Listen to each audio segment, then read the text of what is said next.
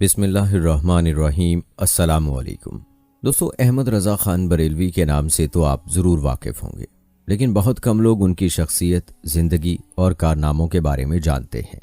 آج کی ویڈیو میں ہم آپ کو احمد رضا خان بریلوی رحمۃ اللہ علیہ کی زندگی اور ان کی زندگی کے حالات و واقعات کے بارے میں مکمل تفصیلات بتائیں گے، لہٰذا ویڈیو کو آپ نے سکپ نہیں کرنا اور آخر تک لازمی دیکھنا ہے۔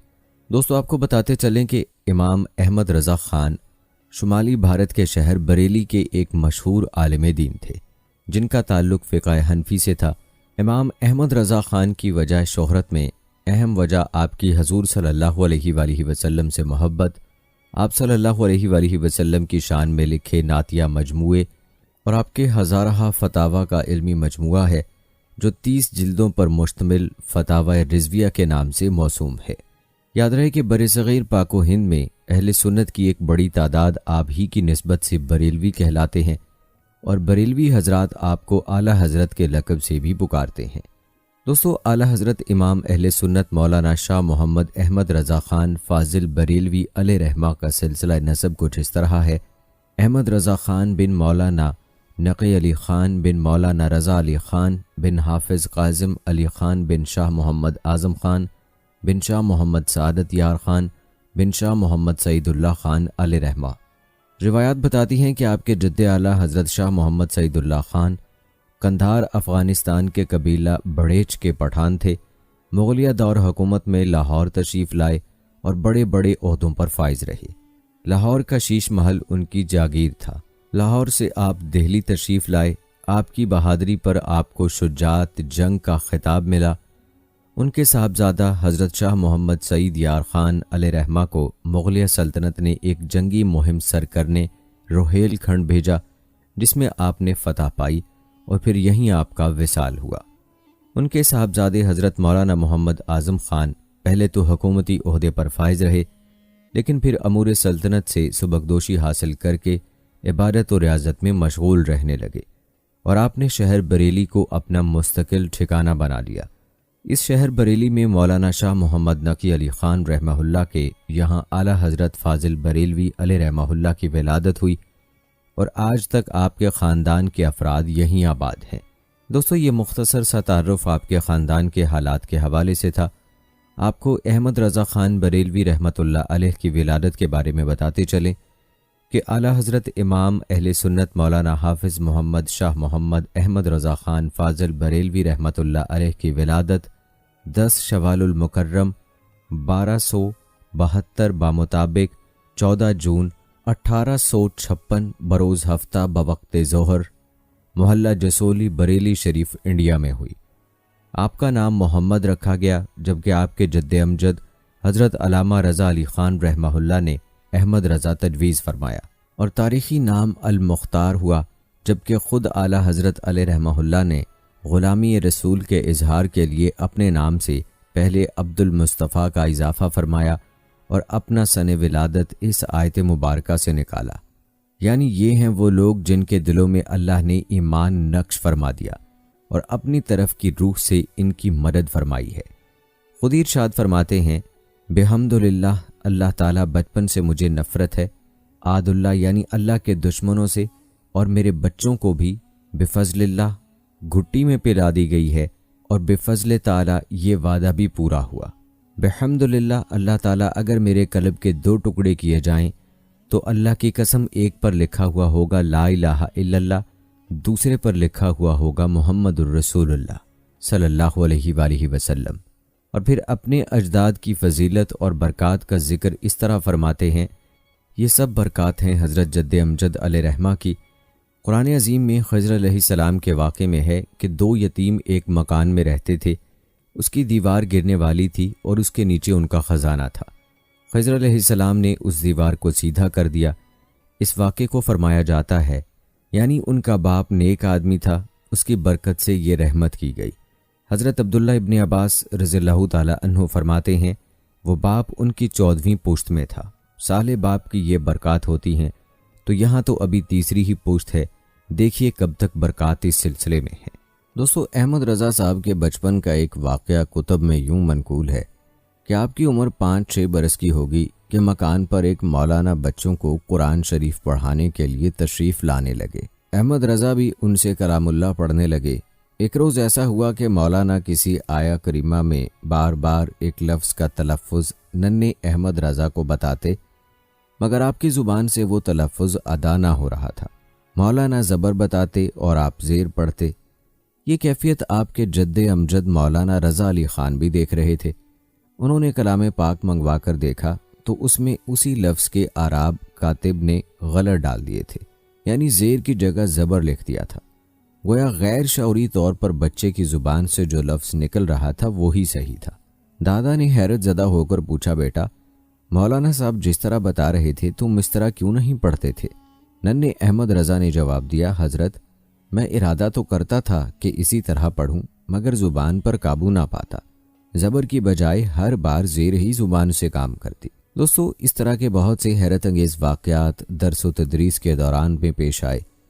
ایک روز قرآن مجید پڑھانے والے مولانا نے تنہائی میں اپنے شاگرد احمد رضا سے کہا، صاحبزادے سچ سچ بتا دو، کسی سے کہوں گا نہیں، تم انسان ہو یا جن؟ آپ یہ سن کر ہنس پڑے اور فرمایا، خدا کا شکر ہے میں انسان ہی ہوں، البتہ اللہ تعالیٰ کا فضل و کرم شامل ہے۔ ایک روز یہی مولانا حسب معمول بچوں کو پڑھا رہے تھے کہ ایک بچے نے آ کر سلام کیا۔ مولانا نے جواب دیا، جیتے رہو۔ احمد رضا نے عرض کیا، حضرت یہ تو سلام کا جواب نہ ہوا، وعلیکم السلام کہنا چاہیے تھا۔ یہ سن کر مولانا بہت خوش ہوئے اور شاگرد کو دعائیں دی۔ دوستو، روایات بتاتی ہیں کہ دینی علوم کے علاوہ دنیاوی علوم میں بھی آپ کو وہ مہارت حاصل تھی کہ بڑے بڑے ماہر فن آپ کے سامنے طفل مکتب نظر آتے تھے۔ چنانچہ علی گڑھ مسلم یونیورسٹی کے وائس چانسلر، جنہوں نے ہندوستان کے علاوہ یورپ کے ممالک میں تعلیم پائی تھی، وہ ریاضی میں کمال حاصل کیا تھا انہوں نے، اور ہندوستان میں کافی شہرت رکھتے تھے۔ اتفاق سے ان کو ریاضی کے کسی مسئلے میں اشتباہ ہوا یعنی شبہ ہوا، ہر چند کوشش کی مگر وہ مسئلہ حل نہ ہوا۔ چونکہ صاحب حیثیت تھے اور علم کے شائق، اس لیے قصد کیا کہ جرمن جا کر اس کو حل کریں۔ اس نے اتفاق سے انہوں نے حضرت مولانا سید سلیمان اشرف صاحب بہاری پروفیسر دینیات مسلم یونیورسٹی سے اس کا ذکر کیا۔ مولانا نے مشورہ دیا کہ آپ بریلی جا کر اعلیٰ حضرت امام احمد رضا سے دریافت کیجئے، انشاءاللہ تعالیٰ وہ ضرور حل کر دیں گے۔ وائس چانسلر صاحب نے کہا کہ مولانا یہ آپ کیا فرما رہے ہیں؟ میں کہاں تعلیم پا کر نہیں آیا ہوں اور حل نہ کر سکا، اور آپ ان صاحب کا نام لیتے ہیں جنہوں نے غیر ممالک میں تو دور کی بات اپنے شہر کے کالج میں بھی تعلیم حاصل نہیں کی، وہ بھلا کیا حل کر سکتے ہیں؟ 2-4 روز کے بعد مولانا سید سلیمان اشرف صاحب نے ان کو پریشان دیکھ کر دوبارہ یہی مشورہ دیا، لیکن وائس چانسلر صاحب نے کہا وہ کیا حل کر سکتے ہیں، اور یورپ جانے کا سامان شروع کر دیا۔ مولانا موصوف نے جب تیسری بار بریلی جانے کو فرمایا تو وہ غصے بھرے لہجے میں بولے کہ مولانا عقل بھی کوئی چیز ہے، آپ مجھے کیسی رائے دے رہے ہیں؟ اس پر مولانا نے فرمایا، آخر اس میں حرج ہی کیا ہے؟ اتنے بڑے سفر کے مقابلے میں بریلی جانا تو کوئی چیز نہیں، علی گڑھ سے سیدھی گاڑی جاتی ہے، چند گھنٹے کا سفر ہے، آپ وہاں ہو تو آئیے۔ پھر تو ان کی سمجھ میں بھی بات آ گئی۔ چنانچہ مولانا سید سلیمان اشرف صاحب ان کو لے کر ماہرہ شریف پہنچے اور وہاں سے اعلیٰ حضرت کے پیر زادہ حضرت سید مہدی حسن صاحب سجادہ نشین کو لے کر بریلی شریف اعلیٰ حضرت کے دولت کدے پر پہنچے۔ اعلیٰ حضرت نے مزاج پرسی فرمائی اور آنے کی غرض دریافت کی۔ وائس چانسلر صاحب نے بتایا کہ میں ریاضی کا ایک مسئلہ پوچھنے آیا ہوں۔ اعلیٰ حضرت نے فرمایا، پوچھیے۔ وائس چانسلر صاحب نے کہا کہ وہ ایسی بات نہیں جسے میں اتنی جلدی عرض کر دوں۔ اعلیٰ حضرت نے فرمایا کہ کچھ تو کہیے۔ وائس چانسلر صاحب نے مسئلہ بتایا تو اعلیٰ حضرت نے سنتے ہی فرمایا کہ اس کا جواب یہ ہے۔ یہ سن کر ان کو حیرت ہو گئی اور گویا آنکھ سے پردہ اٹھ گیا۔ بے اختیار بول اٹھے کہ میں سنا کرتا تھا کہ علم میں لدنی بھی کوئی چیز ہے، آج آنکھ سے دیکھ لیا۔ میں تو اس مسئلے کے حل کے لیے جرمن جانا چاہتا تھا کہ ہمارے پروفیسر صاحب جناب مولانا سید سلیمان اشرف صاحب نے میری رہبری فرمائی۔ مجھے جواب سن کر تو ایسا معلوم ہو رہا ہے گویا جناب اسی مسئلے کو کتاب میں دیکھ رہے تھے۔ سنتے ہی فلبدی تشفی بخش نہایت اطمینان کا جواب دیا۔ پھر وائس چانسلر صاحب بہت شادہ و فرحاں علی گڑھ واپس ہوئے۔ دوستو، مولانا احمد رضا کی ذہانت کا قصہ آپ نے ملاحظہ فرمایا۔ فن توقیت میں جو آپ کو ملکہ حاصل تھا اس کا ذکر حضرت علامہ بدر الدین احمد اس طرح کرتے ہیں۔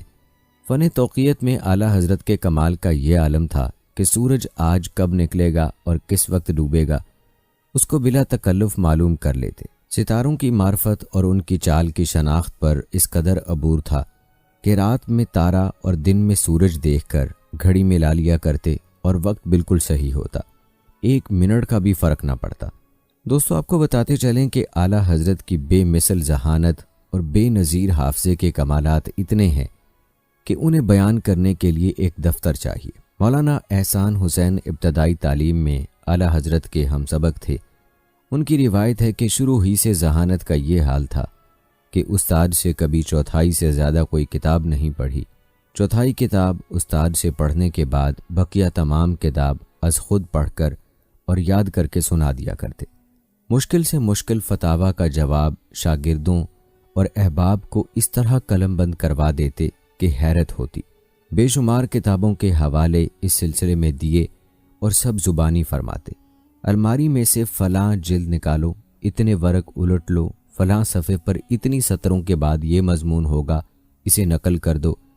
غرض کہ ان کا حافظہ اور دماغی باتیں عام لوگوں کی سمجھ سے باہر تھیں۔ دوستو، اعلیٰ حضرت کے ایک شاگرد جو فتاوی کی تحریر کے کام پر لگائے گئے تھے، ایک عجیب و غریب واقعہ حضرت کی ذہانت اور حافظے کا یوں بیان فرماتے ہیں کہ میں نے حساب کی تعلیم اسکول میں پائی تھی، لہٰذا مجھے حساب دانی میں بڑی مہارت حاصل تھی۔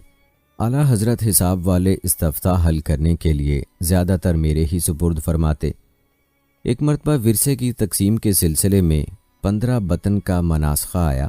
ظاہر ہے کہ مورث اعلیٰ کی 15ویں پشت میں درجنوں وارث ہوں گے۔ مجھے اس کے جواب میں 2 راتیں اور 1 دن مسلسل محنت کرنا پڑی۔ ایک پیسے اور درجنوں وارثوں کا حق قلم بند کر دیا۔ عصر کے بعد حسب معمول اعلیٰ حضرت کی خدمت میں بیٹھا تاکہ حساب کی مکمل تفصیل آپ سے عرض کر دوں اور آپ اصلاح کی ضرورت محسوس فرمائیں تو اصلاح کر دیں۔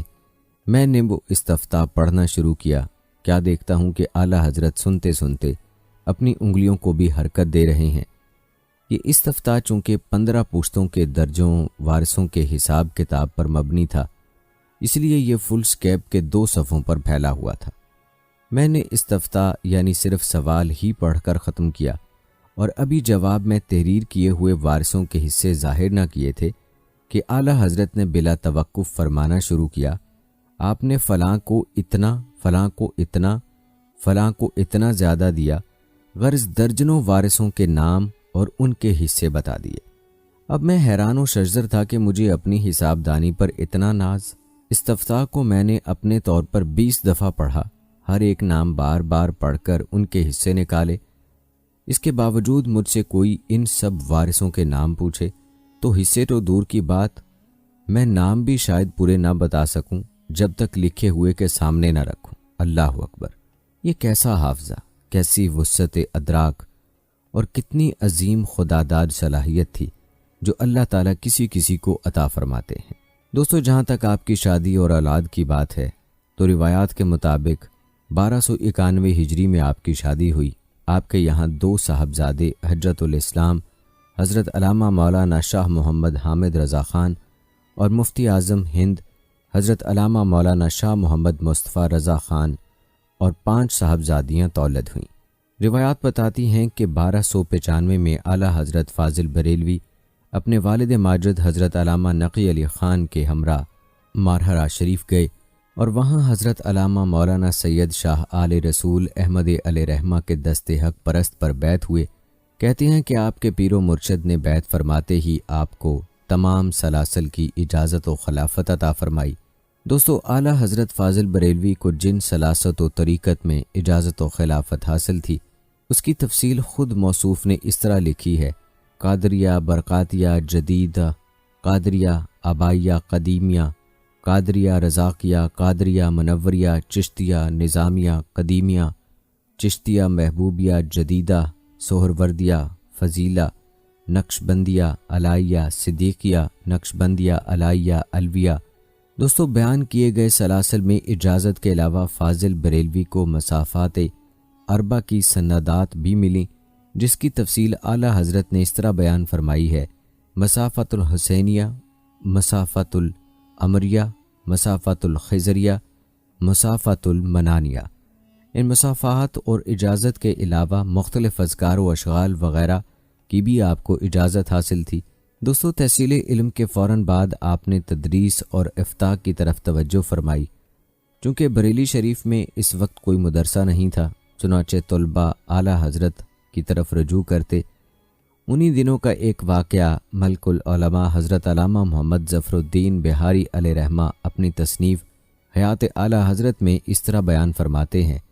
اسی زمانے کا ایک واقعہ جناب مولوی محمد شاہ خان عرف نتھن خان صاحب بیان فرماتے ہیں کہ ایک دن 3 طالب علم نئے آئے اور اعلیٰ حضرت سے پڑھنے کا ارادہ ظاہر کیا۔ میں نے دریافت کیا کہ کہاں سے آپ لوگ آئے ہیں، اس سے پہلے کہاں پڑھتے تھے؟ وہ لوگ بولے دیوبند میں پڑھتے تھے، وہاں سے گنگوا گئے، اس کے بعد یہاں آئے ہیں۔ میں نے کہا کہ یوں تو طلباء کو یہ مرض ہوتا ہے کہ وہاں پڑھائی بہتر ہے، اس لیے ایک جگہ جم کر بہت کم پڑھتے ہیں، بلکہ 2-4 جگہ جا کر ضرور دیکھا کرتے ہیں، مگر یہ عموماً ایسی جگہ ہوتا ہے جہاں کی تعریف انسان سنتا ہے۔ لیکن میرے خیال میں یہ بات نہیں آتی کہ آپ لوگوں نے دیوبند یا گنگوا میں بریلی کی تعریف سنی ہو اور اس وجہ سے یہاں کے مشتاق ہو کر تشریف لائے ہوں۔ بولے یہ آپ ٹھیک کہتے ہیں، اختلاف مذہب و اختلاف خیال کی وجہ سے اکثر تو بریلی کی برائی ہی ہوا کرتی تھی، مگر اس بات کا ذکر بار بار ہوتا کہ قلم کا بادشاہ ہے، جس مسئلے پر قلم اٹھا دیا پھر کسی کی مجال نہیں کہ ان کے خلاف کچھ لکھ سکے۔ یہی دیوبند میں سنا اور یہی گنگوا میں بھی۔ تو ہم لوگوں کے دلوں میں شوق و ذوق ہوا کہ وہیں چل کر علم حاصل کرنا چاہیے جن کے مخالفین فضل و کمال کی گواہی دیتے ہیں۔ دوستو، یہ تھا تذکرہ مولانا کے علمی کمال کا۔ اب ذکر کرتے ہیں اعلیٰ حضرت کے سفر و حج و زیارت کا۔ روایات کے مطابق 1295 میں اعلیٰ حضرت اپنے والد ماجد کے ہمراہ حج بیت اللہ کے لیے تشریف لے گئے، جہاں آپ نے اکابر علماء عرب سے سند حدیث حاصل فرمائی۔ ایک دن آپ مقام ابراہیم پر نماز ادا فرما رہے تھے کہ نماز کے بعد امام شافعی حضرت حسین بن صالح جمال اللیل نے بغیر کسی تعارف کے آپ کا ہاتھ تھاما اور اپنے ساتھ اپنے گھر لے گئے اور دیر تک آپ کی پیشانی پکڑ کر فرمایا، بے شک میں اللہ کا نور اس پیشانی میں پاتا ہوں، اور سیحہ ستہ اور سلسلہ قادریہ کی اجازت اپنے دست مبارک سے لکھ کر عنایت فرمائی۔ اس سند کی بڑی خوبی یہ ہے کہ اس میں امام بخاری تک فقط 11 واسطے ہیں۔ دوستو، روایات کے مطابق دوسرا حج آپ نے 1323 میں اپنی اہلیہ، برادر اصغر حضرت مولانا محمد رضا خان اور فرزند اکبر حجت الاسلام مولانا محمد حامد رضا خان کے ساتھ فرمایا۔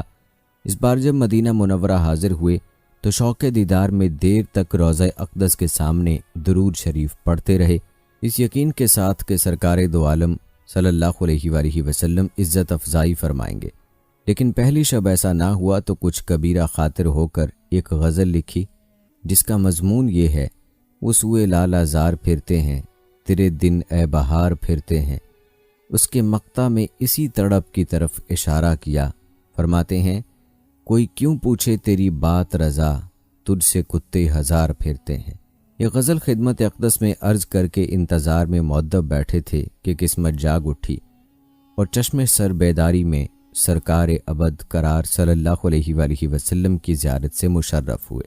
دوستو، روایات بتاتی ہیں کہ اتباع شریعت کا اس قدر التزام فرماتے کہ فرائض اور واجبات تو دور، سنن اور مستجبات پر بھی ہر ممکن عمل فرماتے۔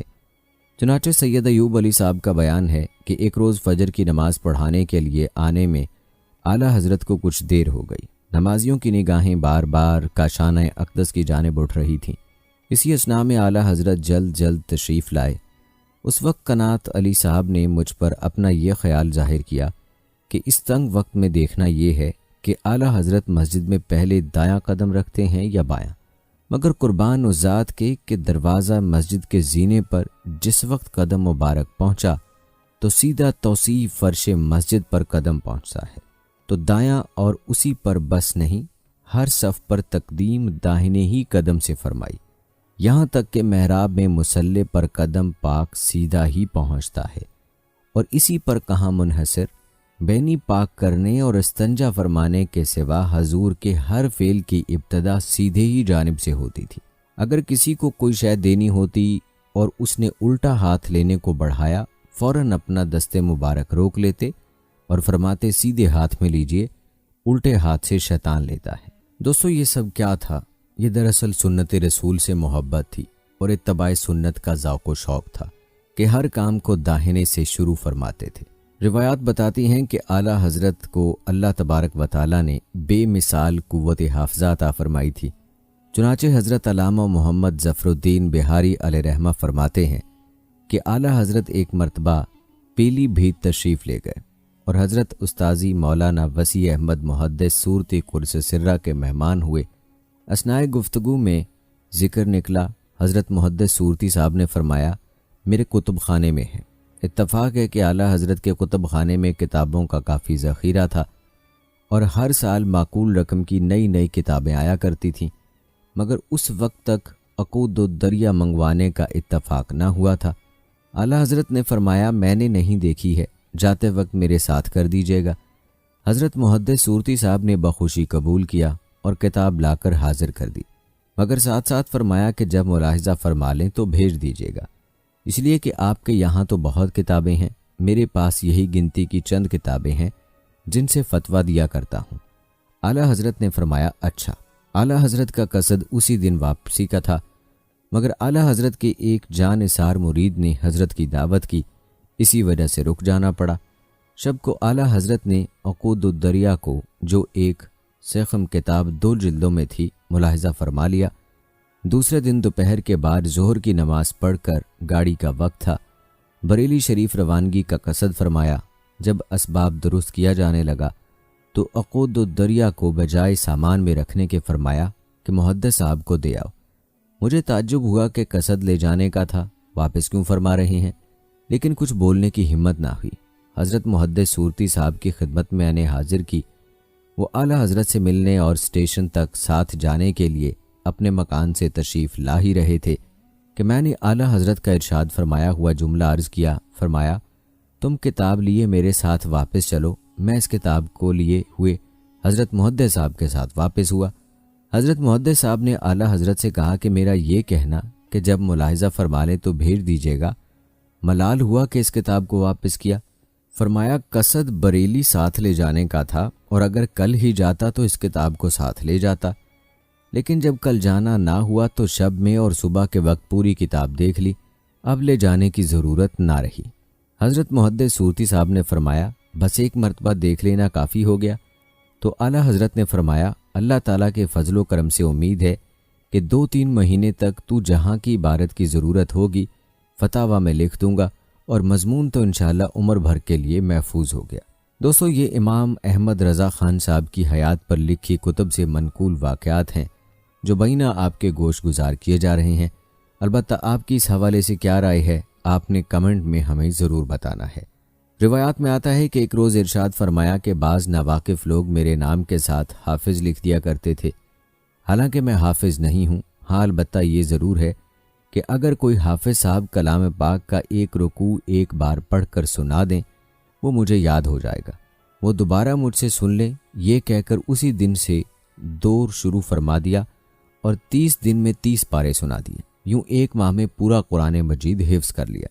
دوستو علم ریاضی میں اعلیٰ حضرت کی مہارت کا ایک واقعہ تو آپ ملاحظہ کر چکے ہیں، اسی کتاب سے ایک اور واقعہ بھی ملاحظہ فرمائیں۔ کہتے ہیں ایک مرتبہ ڈاکٹر ضیاء الدین احمد صاحب وائس چانسلر علی گڑھ مسلم یونیورسٹی نے علم المربعات کا ایک سوال اخبار دبدبہ سکندریہ رامپور میں شائع کرایا کہ کوئی ریاضی دان صاحب اس کا جواب دیں۔ اعلیٰ حضرت فاضل بریلوی علیہ رحمہ نے جب ملاحظہ فرمایا تو اس کا جواب تحریر فرمایا اور ساتھ ساتھ اسی فن کا ایک سوال بھی جواب کے لیے تحریر فرمایا۔ وہ جواب اور پھر سوال چھپا تو ڈاکٹر صاحب کو حیرت ہوئی کہ ایک عالم دین بھی اس علم کو جانتا ہے۔ چنانچہ ڈاکٹر صاحب نے اس کا جواب اخبار دبدبہ سکندریہ میں چھپوایا۔ اتفاق سے وہ جواب غلط تھا۔ اعلیٰ حضرت نے اس کی تغلید کی۔ حیرت زدہ تو ڈاکٹر صاحب پہلے ہی تھے، اب ان کو سخت تعجب ہوا کہ ایک عالم دین صرف جانتا ہی نہیں بلکہ اس میں کمال رکھتا ہے۔ یہ دیکھ کر ڈاکٹر صاحب کو اعلیٰ حضرت سے ملنے کا اشتیاق پیدا ہوا۔ چنانچہ خط کے ذریعے اعلیٰ حضرت سے اجازت طلب کر کے ڈاکٹر صاحب بریلی شریف حاضر ہوئے۔ اعلیٰ حضرت نے اپنا ایک کلمی رسالہ جس میں اکثر اشکال مثلث اور دوائر کے بنے تھے ڈاکٹر صاحب کو دکھایا۔ ڈاکٹر صاحب نے نہایت حیرت اور استعجاب سے اسے دیکھا اور بالآخر فرمایا کہ میں نے اس علم کو حاصل کرنے کے لیے غیر ممالک کے اکثر سفر کیے، مگر یہ باتیں کہیں بھی حاصل نہ ہوئیں۔ میں تو اپنے آپ کو بالکل طفل مکتب سمجھ رہا ہوں۔ مولانا یہ تو فرمائیے آپ کا اس فن میں استاد کون ہے؟ اعلیٰ حضرت نے ارشاد فرمایا میرا کوئی استاد نہیں ہے، میں نے اپنے والد ماجد سے صرف 4 قاعدے جمع، تفریق، ضرب، تقسیم محض اس لیے سیکھے کہ ترکے کے مسائل میں ان کی ضرورت پڑتی ہے۔ شرح چغمینی شروع کی تھی کہ حضرت والد ماجد نے فرمایا کیوں اپنا وقت اس میں صرف کرتے ہو؟ پیارے مصطفیٰ صلی اللہ علیہ وآلہ وسلم کی سرکار سے یہ تم کو خود ہی سکھا دیا جائیں گے۔ چنانچہ یہ جو کچھ آپ دیکھ رہے ہیں سرکار رسالت صلی اللہ علیہ وآلہ وسلم کا کرم ہے۔ دوستو، اعلیٰ حضرت بریلوی کے غلبہ علم کا یہ عالم تھا کہ جب صدر الشریعہ بدر الطریقہ مولانا حکیم محمد امجد علی اعظمی علیہ رحمہ مصنف بہاریہ شریعت نے قرآن مجید کے صحیح اردو ترجمے کی ضرورت کو محسوس کرتے ہوئے عرض کی تو اعلیٰ حضرت نے کثیر مشاغل دینیہ کی وجہ سے فرصت نہ پاتے ہوئے فرمایا کہ اتنا وقت تو نہیں، لیکن شام میں کاغذ قلم اور دوات لے کر آ جایا کریں۔ چنانچہ حضرت صدر الشریعہ حاضر ہو جاتے اور جتنا ممکن ہوتا اعلیٰ حضرت بغیر کسی تفسیر و لغت کے فی البدی ترجمہ ارشاد فرماتے جاتے، جیسے کوئی حافظ قرآن فر قرآنی آیات پڑھتا جاتا ہے۔ بعد میں صدر الشریعہ اس ترجمے کو دیگر تفاسیر سے ملاتے تو یہ دیکھ کر حیران رہ جاتے کہ اعلیٰ حضرت کا یہ فی البدی ترجمہ معتبر تفاسیر کے عین مطابق ہے۔ دوستو، اگر بات کی جائے آپ کی تصانیف کی تو روایات یہ بتاتی ہیں کہ اعلیٰ حضرت فاضل بریلوی علیہ رحمہ نے تقریباً 50 علم و فنون پر 1000 سے زائد کتب تصنیف فرمائیں۔ ان علوم میں سے بعض تو ایسے ہیں کہ جن کے آپ موجد تھے اور بعض ایسے کہ آپ کے وصال کے بعد اب ان علوم کی ادنا معلومات رکھنے والا بھی کوئی نظر نہیں آتا۔ نیز مختلف فنون کی 150 کے قریب مشہور کتابوں پر آپ نے حواشی تحریر فرمائے جو کسی طرح بھی مستقل تصانیف سے کم نہیں۔ آپ کا ترجمہ قرآن کنز الایمان آپ کی قرآن فہمی کا واضح ثبوت ہے، جبکہ میدان فقاہت اور تحقیق میں آپ کا عظیم علمی شاہکار آپ کا مجموعہ فتاوی العطایا نبویہ فی الفتاوی الرضویہ ہے، جو پرانی طباعت میں جہازی سائز کی 12 جلدوں پر مشتمل اور کئی ہزار صفحات پر پھیلا ہوا ہے، جبکہ جدید طباعت میں 26 جلدوں پر مشتمل ہے۔ آپ کے فتاوی کو دیکھ کر مکہ مکرمہ کے جلیل القدر عالم دین حضرت مولانا سید اسماعیل بن سید خلیل علیہ رحمہ کو کہنا پڑا کہ اگر امام اعظم ابو حنیفہ اس ہستی کو دیکھتے تو اپنے اصحاب میں شامل فرما لیتے، اور آپ تیسرا شاہکار آپ کا مجموعہ نعت حدائق بخشش ہے جو فن شاعری میں اپنے مثال آپ ہے۔ دوستو، یہ ایک حقیقت ہے کہ اعلیٰ حضرت کو جتنے بھی علوم حاصل تھے ان میں سے بہت کم حصہ قصبی تھا۔ اکثر علوم و فنون وہبی اور عطائی تھے۔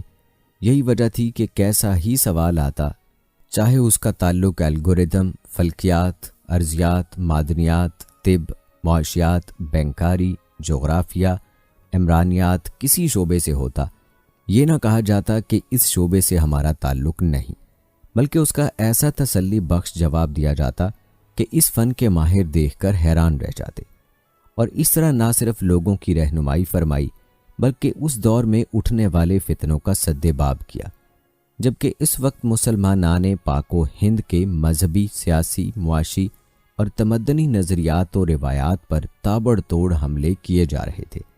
ایک طرف برسا برس سے قائم مسلمانوں کے عقائد اور معمولات کو کفر اور شرک ٹھہرایا جانے لگا۔ حضور علیہ الصلوۃ والسلام کے خاتم النبیین ہونے کے نئے معنی وضع کیے جا رہے تھے، کہیں قرآن پر، کہیں حدیث پر، کہیں ائمہ دین پر تو کہیں اولیاء کاملین پر اعتراضات کیے جا رہے تھے، تو دوسری طرف مسلمانوں کو ہندوؤں کے قریب لا کر ہندوؤں کی خوشنودی کے لیے گائے کی قربانی ترک کر کے شعار اسلامی کو مٹانے کی کوشش کی جا رہی تھی۔ تحریک خلافت اور تحریک ترک موالات کے پردے میں مسلمانوں کو بے دست و پا کیا جا رہا تھا۔ تحریک ہجرت چلا کر مسلمانوں کو ان کی زمینوں اور جائیدادوں سے محروم کیا جا رہا تھا، انگریزی اور ہندوانہ تہذیب کو مسلط کیا جا رہا تھا، اور جب گاندھی نے متحدہ قومیت کا نعرہ لگایا تو بڑے بڑے نامور لوگ اس سازش کو نہ سمجھ سکے اور گاندھی کی آندھی میں بہہ گئے۔ اس وقت اعلیٰ حضرت امام اہل سنت مولانا شاہ احمد رضا خان محدث بریلوی علیہ رحمہ ہی تھے، جنہوں نے دو قومی نظریے کا علم بلند کیا اور اپنی مجددانہ شان کے ساتھ ان دشمنان دین و ملت کو للکارا۔ غرض یہ کہ ہر محاذ پر آپ نے باطل اور فتنہ پرور لوگوں اور جماعتوں کا تنہا ڈٹ کر مقابلہ کیا اور لڑائی لڑی۔ دوستو، یہاں آپ کو حضرت مولانا احمد رضا خان کے بچپن کا ایک عجیب واقعہ بتاتے ہیں، جو کہ ان کی بسم اللہ خوانی کے حوالے سے ہے۔ دوستو، روایات بتاتی ہیں کہ مولانا احمد رضا خان بریلوی کی بسم اللہ خوانی کی رسم کے موقع پر ایک عجیب و غریب واقعہ پیش آیا۔ آپ کے استاد محترم مرزا غلام قادر بیگ بریلوی نے حسب دستور بسم اللہ الرحمن الرحیم کے بعد الف بے تے سے جیم وغیرہ حروف تہجی مولانا کو پڑھانا شروع کر دیا۔ استاد کے بتانے کے مطابق مولانا پڑھتے گئے۔ جب لام الف کی نوبت آئی، استاد نے فرمایا کہو لام الف، تو مولانا خاموش ہو گئے اور لام الف نہیں پڑھا۔ استاد نے دوبارہ کہا میاں صاحبزادے کہو لام الف۔ مولانا نے کہا یہ دونوں حرف تو میں پڑھ چکا ہوں، الف بھی پڑھا اور لام بھی پڑھ چکا ہوں، اب دوبارہ کیوں پڑھایا جا رہا ہے؟ محفل بسم اللہ خوانی میں اعلیٰ حضرت مولانا احمد رضا خان قدس سرہ کے دادا جان مولانا شاہ رضا علی خان موجود تھے۔ فرمایا بیٹا استاد کا کہا مانو، جو کہتے ہیں پڑھو۔ اعلیٰ حضرت مولانا احمد رضا خان قدس سرہ نے حکم کی تعمیل کرتے ہوئے لام الف پڑھا، لیکن جد امجد کے چہرے کی طرف سوالیہ نگاہ ڈالی۔ جد امجد مولانا شاہ رضا علی خان نے بھانپ لیا کہ گویا یہ ننھا بچہ کہہ رہا ہے کہ آج کے سبق میں تو حروف مفردہ کا بیان ہے، پھر ان کے درمیان ایک مرکب لفظ کیسے آ گیا؟ اگرچہ بچے کی ننھی عمر کے اعتبار سے لام کے ساتھ الف ملانے کی وجہ بیان کرنا قبل از وقت بات تھی۔ اس وقت بچے کی عمر تو ضرور ننھی ہے، مگر اس کا ادراک و شعور بفضل تعالی ننھا نہیں۔ اس لیے آپ نے مولانا سے فرمایا بیٹا شروع میں سب سے پہلا حرف جو تم نے پڑھا ہے وہ حقیقت میں حمزہ ہے، الف نہیں، اور اب لام کے ساتھ جو حرف ملا کر تم پڑھ رہے ہو وہ الف ہے، لیکن چونکہ الف ہمیشہ ساکن رہتا ہے، وہ تنہا ساکن حرف کو کسی طرح پڑھا نہیں سکتا، اس لیے لام کے ساتھ الف کو ملا کر اس کا بھی تلفظ کر دیا گیا۔ لیکن چونکہ الف ہمیشہ ساکن رہتا ہے اور تنہا ساکن حرف کو کسی طرح پڑھا نہیں جا سکتا، اس لیے لام کے ساتھ الف کو ملا کر اس کا بھی تلفظ کر دیا گیا۔ مولانا نے فرمایا کہ اگر یہی مقصود تھا کہ الف کا تلفظ کرایا جائے تو اسے کسی بھی حرف کے ساتھ ملا سکتے تھے، مثلاً بے یا جیم یا دال کے ساتھ بھی ملا کر الف کا تلفظ کرایا جا سکتا تھا، لیکن ان سارے حروف کو چھوڑ کر لام کے ساتھ الف ملا کر اس کی ادائیگی کرائی گئی۔ ایسا کیوں ہوا؟ لام سے الف کا خاص رشتہ کیا ہے؟ مولانا کا یہ سوال سن کر جد امجد نے جوش محبت میں آپ کو گلے لگا لیا اور دل سے دعائیں دی۔ پھر فرمایا بیٹا لام اور الف کے درمیان صورتاً اور سیرتاً بڑا گہرا تعلق ہے، لکھنے میں دونوں کی صورت اور شکل ایک دوسرے کی طرح ہے۔ دیکھو لا اور سیرتاً یوں تعلق ہے کہ لام کا قلب الف ہے اور الف کا قلب لام ہے، یعنی لام الف میم کے بیچ میں الف اور الف لام فے کے بیچ میں لام میم ہے۔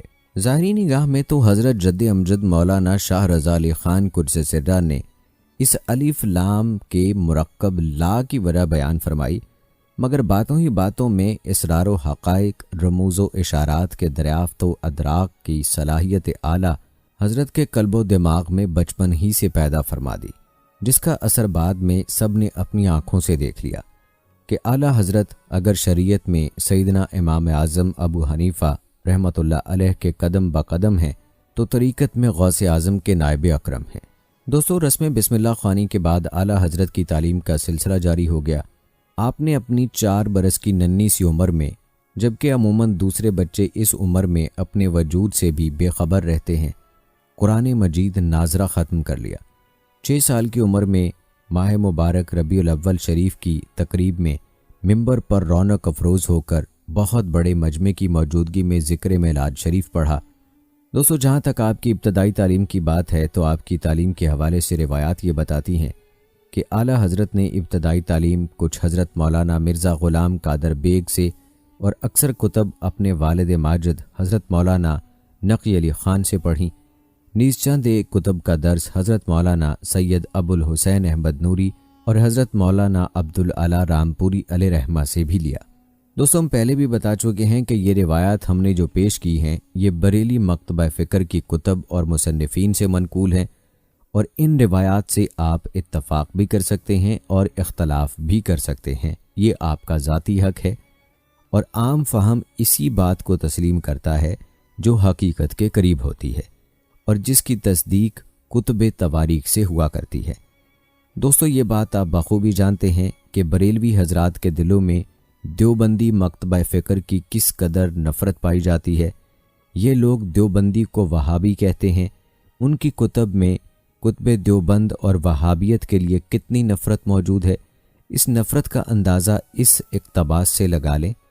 بریلوی حضرات لکھتے ہیں کہ اعلیٰ حضرت جناب احمد رضا خان کے زمانے میں نچریوں، مکار صوفیوں، غیر مقلد وہابیوں، دیوبند وہابیوں، قادیانیوں نے اسلام و سنیت کے خلاف دھوکے کا جال بچھا کر بھولے بھالے مسلمانوں میں خوب گمراہی پھیلا رکھی تھی۔ آپ نے دین و شریعت کی حمایت میں ان سب کو گمراہ گروہوں سے جوکھی لڑائی لڑ کر سب کے دانت کھٹے کر دیے اور حق و باطل کو خوب واضح کر کے دودھ کا دودھ اور پانی کا پانی کر دیا۔ آپ کے فتاوی کتابوں کے ذریعے اللہ تعالیٰ نے ہزاروں بہکے مسلمانوں کو ہدایت عطا فرمائی۔ بہت سے وہ علماء جو گمراہی کے سیلاب میں بہتے جا رہے تھے، آپ کی رہنمائی سے انہوں نے حق قبول کیا اور سیدھی راہ پر ہو گئے۔ جب وہابیوں دیوبندیوں نے سرکار محمد مصطفیٰ صلی اللہ علیہ وآلہ وسلم کی شان میں گستاخی اور توہین کتابوں میں لکھ کر شائع کی معاذ اللہ اور مسلمانوں کو بگاڑنا شروع کیا، تو آپ نے ازل پہاڑ کی طرف جم کر سرکار محمد مصطفیٰ صلی اللہ علیہ وآلہ وسلم کی محبت کا پرچم لہرایا اور مسلمانوں کو سرکار کی محبت و تعظیم کا سبق دیا اور گستاخ ملاؤں کو لوہے کے چنے چبوا دیے۔ دوستو، اب خود ہی سوچ لیں کہ ان لوگوں کے دلوں میں دیوبندیوں کی کتنی نفرت ہے کہ یہ لوگ ان پر گستاخی رسول کا الزام لگاتے ہیں، حالانکہ ہر کوئی جانتا ہے کہ علمی میدان میں کون سچا عاشق رسول ہے۔ بریلوی حضرات زبانی تیر چلانے میں اور زبانی دعوے کرنے میں تو بہت آگے ہیں اور عشق رسول صلی اللہ علیہ وآلہ وسلم کے ترانے تو گاتے ہیں، لیکن دوستو عملی طور پر کون عاشق ہے یہ دیکھنا ہے۔ ہم نے اپنا احتساب خود کرنا ہے، ہم کتنے عاشق رسول ہیں، ہم اللہ تعالیٰ کے بتائے ہوئے دین پر کتنا عمل کرتے ہیں۔ جب اذان ہوتی ہے تو کتنے لوگ ہم میں سے مسجد کی طرف جاتے ہیں، ہم میں سے کتنے ایسے لوگ ہیں جو اپنے چہروں پر سنت رسول لیے ہوئے ہیں۔ پہلے ہم اپنے آپ کو دیکھیں، پھر دوسرے لوگوں پر تنقید کریں۔ باقی کسی کے دل میں کتنی محبت ہے یا وہ خود جانتا ہے یا اللہ تعالیٰ جانتا ہے۔ ہر انسان نے اپنے اعمال کا حساب اللہ تعالیٰ کو خود دینا ہے، وہ جواب دہ خود ہے۔ تو اس لیے دوستو کسی کے بارے میں کوئی بھی رائے ایسی قائم نہیں کرنی چاہیے، معمولی باتوں کو لے کر اختلافات پیدا نہیں کرنے چاہیے۔ تمام مکتبہ فکر کے لوگ رسول کریم صلی اللہ علیہ وآلہ وسلم سے بے انتہا محبت کرتے ہیں، اور اس محبت کا ثبوت ایک ہی طریقے سے دیا جا سکتا ہے، اور وہ ہے نبی کریم صلی اللہ علیہ وآلہ وسلم کی تعلیمات پر عمل کر کے، چاہے وہ وہابی ہے، چاہے وہ دیوبندی ہے یا بریلوی ہے۔ دوستو، ہم بات کر رہے تھے بریلویوں کے پیشوا اعلیٰ حضرت جناب احمد رضا خان بریلوی رحمۃ اللہ علیہ کی، جن کی پیدائش 1856 میں ہوئی، اور یاد رہے کہ بریلویت کی تاریخ انہی اعلیٰ حضرت کے بعد شروع ہوتی ہے، اس سے پہلے آپ کو اس کی تاریخ نہیں ملے گی، اور بریلوی کا لفظ بھی بریلی سے اخذ شدہ ہے، جہاں ان کے امام احمد رضا خان صاحب کی پیدائش ہوئی تھی۔ دوستو، اعلیٰ حضرت کے حلیے کے بارے میں روایات بتاتی ہیں کہ ان کا قد میانہ اور رنگ چمکدار گندمی تھا، یہ بلند پیشانی تھے، آنکھیں بہت موزوں اور خوبصورت تھیں، نگاہ میں قدر تیزی تھی جو پٹھان قوم کی خاص علامت ہے، داڑھی بڑی خوبصورت تھی، سر پر ہمیشہ امامہ بندھا رہتا تھا، گردن سراہی دار تھی اور بلند تھی جو سرداری کی علامت ہوتی ہے۔ ہر موسم میں سوائے موسمی لباس کے آپ سفید ہی کپڑا پہنا کرتے تھے، آپ کی آواز نہایت پردرد تھی اور کسی قدر بلند تھی۔ آپ جب اذان دیتے تو سننے والے ہمتن گوش ہو جاتے۔ آپ بخاری طرز پر قرآن پاک پڑھتے۔ آپ کا طرز ادا عام حفاظ سے جدا تھا۔ بڑے بڑے قاریوں کا یہ کہنا ہے کہ ضاد کا مخرج ایسا صاف و شفاف ادا کرتے کہ کسی قاری کو نہ سنا۔ اس مخرج کی تحقیق میں آپ نے ایک مکمل کتاب تصنیف فرمائی جس کا نام الجام الصاد عن سنن الضاد ہے۔ دوستو، آخر میں غوث پاک کا ایک واقعہ جو امام احمد رضا خان رحمۃ اللہ علیہ نے لکھا ہے بیان کر کے ویڈیو کا اختتام کرتے ہیں۔ آپ لکھتے ہیں، ایک بار حضور غوث اعظم رحمۃ اللہ علیہ واز فرما رہے تھے۔ کوئی 70,000 کے قریب سامعین تھے۔ آپ رحمۃ اللہ علیہ معراج شریف کا واقعہ بیان فرما رہے تھے کہ میرے نانا حضور صلی اللہ علیہ وآلہ وسلم معراج پہ یوں تشریف لے گئے اور ایک دم یوں تشریف لے آئے کہ بستر بھی گرم تھا، کنڈی بھی ہل رہی تھی اور وضو کا پانی بھی تازہ تھا کہ وہیں سے ایک یہودی بھی گزر رہا تھا اور کہنے لگا غوث پاک کی آواز سن کے کہ یہ بھی کوئی ممکن ہے کہ ایک طرف اتنے سال آسمان کی سیر کی اور نمازیں کم کروانا بار بار اور واپس آنا اور ہر چیز اسی حالت میں ہو کہ بستر مبارک گرم ہو، کنڈی مبارک ہل رہی ہو۔ یہودی دور سے ہی کہنے لگا۔ غوث پاک نے واز کے دوران ہی توجہ فرمائی اور فرمایا، تم کو ابھی سمجھاتا ہوں۔ وہ یہودی گھر چلا گیا اور اس کی بیوی نے کھانا رکھا تو وہ کہنے لگا کہ تو کھانا رکھ۔ ان کا گھر دریا کے قریب تھا۔ یہودی بیوی کو کہنے لگا، میں دریا میں یوں گیا اور یوں آیا، یعنی نہا کے۔ جب وہ نہانے گیا اور پانی کے اندر غوطہ لگا کے منہ باہر نکالا تو دیکھا جگہ اور ملک بھی تبدیل ہے، اور مرد کی بجائے عورت بن چکا تھا۔ باہر کوئی لوگ کپڑے دھو رہے تھے۔ ان سے کپڑے لے کر سطر ڈھانپ کے اب وہ باہر نکلی تو جس نے کپڑے دیے اس نے پوچھا، تو کہاں سے ہے اور کون ہے؟ وہ تو کچھ بولنے کے قابل ہی نہ تھی کیونکہ وہ حیران تھی اور تھا یہ سب کیا ہو گیا۔ خیر، جب وہ باہر نکلی تو وہ بندہ اس کو گھر لے گیا اور نکاح کر لیا۔ ان کے 6 یا 7 بیٹے ہوئے اور تقریباً کوئی 9-10 سال کا عرصہ گزر گیا۔ پھر ایک دن بڑے بیٹے کو بولی کہ میں دریا سے نہا کے آتی ہوں، تم گھر اور بھائیوں کا خیال رکھنا۔ وہ دریا میں گئی اور ڈبکی لگا کے منہ باہر نکالا تو وہی یہودی پہلے جیسا بن چکا تھا، اپنی پہلے والی حالت پر۔ جب گھر آیا بیوی کہنے لگی، آج لگتا ہے نہا کے نہیں آئے ہو، بہت جلدی واپس آ گئے ہو۔ وہ کچھ کہنے ہی لگا تھا، پھر بیوی کو کچھ نہ بتا پایا اور غوث اعظم کی بارگاہ میں آ کے قدم شریف چوم کر گر گیا اور معافی مانگنے لگا۔ دوستو، اس واقعے کے ساتھ ویڈیو کا اختتام کرتے ہیں۔ البتہ آپ کو دوبارہ بتاتے چلیں کہ اگر آپ کو کہیں محسوس ہوا کہ مبالغہ ہوا ہے تو یہ مبالغہ ہماری جانب سے نہیں ہے، بلکہ یہ مبالغہ جس طرح سے منقول ہے اسی طرح سے بیان کیا گیا ہے۔ اس بارے میں آپ اپنی رائے کا اظہار کمنٹ میں کر سکتے ہیں۔ جہاں تک اعلیٰ حضرت کے وصال کی بات ہے تو روایات یہ بتاتی ہیں کہ 25 صفر المظفر 1340 ہجری بامطابق 1921 کو جمعۃ المبارک کے دن ہندوستان کے وقت کے مطابق 2:38 عین اذان کے وقت ادھر مؤذن نے حی علی الفلاح کہا اور ادھر امام احمد رضا خان رحمۃ اللہ علیہ نے دائی اجل کو لبیک کہا۔ انا للہ و انا الیہ راجعون۔